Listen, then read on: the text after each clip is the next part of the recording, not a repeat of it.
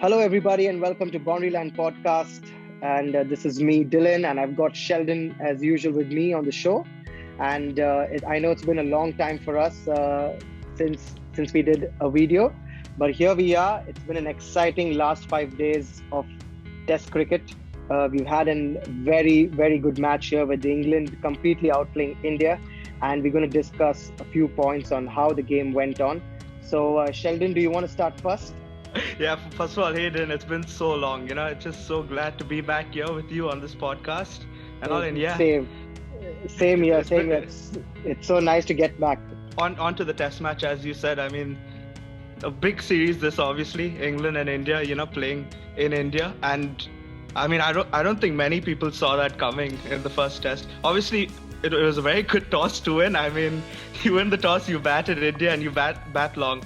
But I think one thing that was really surprising for me is that usually, winning the toss is great, but batting for 2 whole days in India is quite tough. Not many teams are able to do that, and like Root just setting the example with that double ton. He's in some knock, isn't he, Sheldon? Like, double 100 in Sri Lanka, 100 in the next Test, comes back again in his 100th Test. So much on him, to do well in India after he took over the reins, isn't it right?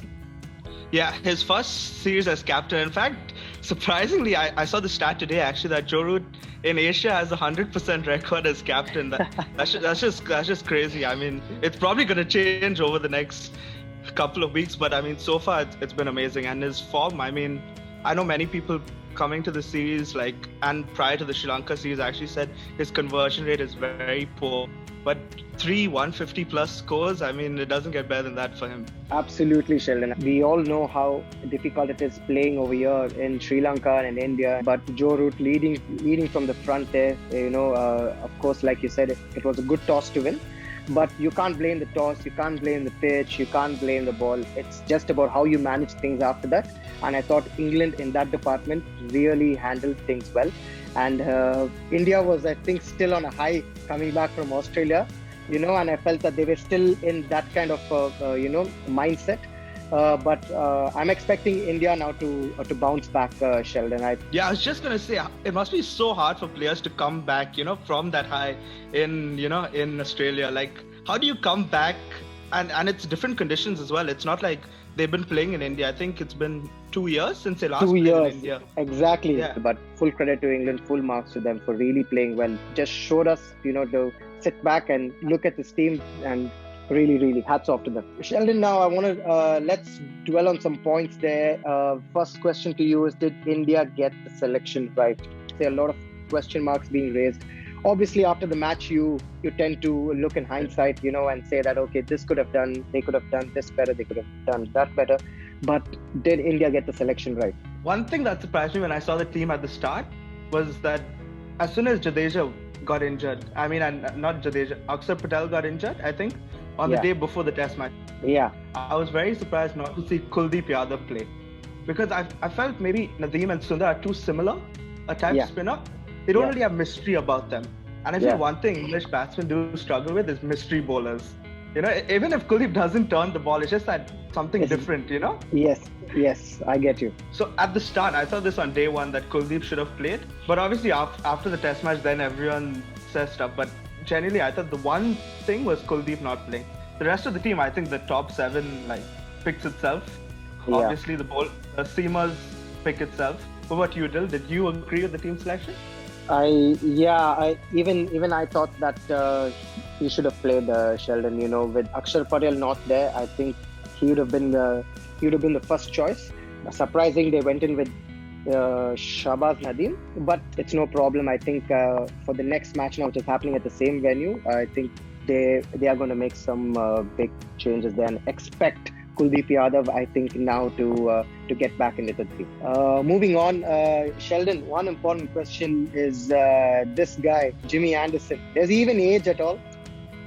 Oh, it's crazy. I mean, he looks like he's getting younger, right? I mean, I saw a stat recently as well that he's getting better and better. I think after he's 35, he's just peaking. Oh my God, that over, I think, was one of the best I've seen in Test cricket. It was Exactly. just crazy, and you don't expect that. This is in India, but this wasn't in Headingley where he plays usually. Yeah, and To get- I think that over was just absolutely brilliant. Top class swing bowling, top class fast bowling by uh, Jimmy Anderson. There, the legend, really some legendary stuff by him. Moving on, Sheldon. One question, what I want to ask you now: do you think there's pressure now on Virat Kohli after Ajinkya Rahane did so well in Australia? Do you think now, I think he's lost his last 4 matches, Virat. So I don't know why there are always these questions about Kohli's captaincy. I mean, he has a tremendous record in Test as captain. I think when you look at it overall, his record is quite outstanding. He's won in Australia twice. I mean, if an England captain did that, I'm sure no one would ask questions about it.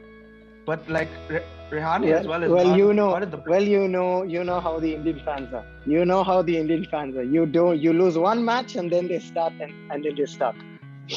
I think Rahane would put Kohli under more pressure as captain if Rahane was scoring many runs. But Rahane has also been in quite poor form recently since the Melbourne Test. I think. Yeah. He hasn't got a big score. But again, I wouldn't drop Rahane either. But I definitely stick with Kohli for captaincy. Maybe if he loses the series, then obviously more questions will be raised. But for now, I'll stick with Kohli. That's for sure. I want to ask you, Dill, about two other guys who I thought played really well for India in the first innings, which was the Pant and Pujara show, continuing from Australia, right? Those two. I mean, they just seem like best of friends, right? When they're batting together. Rishabh Pant is a freak, I would say. Who would have thought your top 4 batsmen are out? In walks this guy and just hits Jack Leach, just starts hitting him for sixes like all over the park. And who does that? But then Rishabh Pant is really gifted. He backs his instincts and he just goes with it. So no offense to him the way he played, and I think that's a good way to go about it. But yeah. Let's see how they do well in the next test. Of course, you will expect them to do a lot more, and I'm hoping that they score more runs. But Sheldon, I want to ask you one important question. Root in his 100th test, the way he played was just magnificent. Just batting in that heat, we all know how hot it can get, and the way he played was unbelievable. Yeah, it was a crazy knock. I mean, a double 100 bat. He batted almost 2 whole days. In fact, it was just crazy how long he batted, and the way he plays the sweep shot. I mean, it just looks so easy for him. I don't know how he play that shot. Yeah, it's just like in his sleep. He's just been doing this all the time. It's really, really nice to watch Joe Root, and I'm really happy that he scored runs now here, both in Sri Lanka and now in the first test here in India. And I don't know why people were always speaking about him okay, he's not that good, he's probably out of form, he can't score. But I think he's just said that, okay, here am I, 100 versus double 100 in Sri Lanka, 100 in the second test, now double 100 here. So that's almost I think 600 runs plus I think he scored, right? These are supposed to be alien conditions as well for English players to come to the subcontinent, in fact. So as easy as you make it look, I don't think I've seen many other English batsmen make it look this easy. Totally agree with you, Sheldon. I think the way England played, even Jofra Archer, for that matter, and even Jack Leach, Dom Best, I thought bowled really well in the first innings. Getting those wickets was really good. But then Jack Leach, after that, on the last day, the way he bowled was absolutely brilliant. But let's hope now this next test, which is now in a few days' time, is going to be really exciting. Hope you liked it. Thanks for watching the video.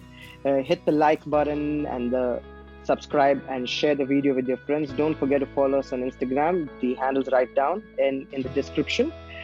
So until then, take care, and we'll see you soon with another video. Bye, Sheldon.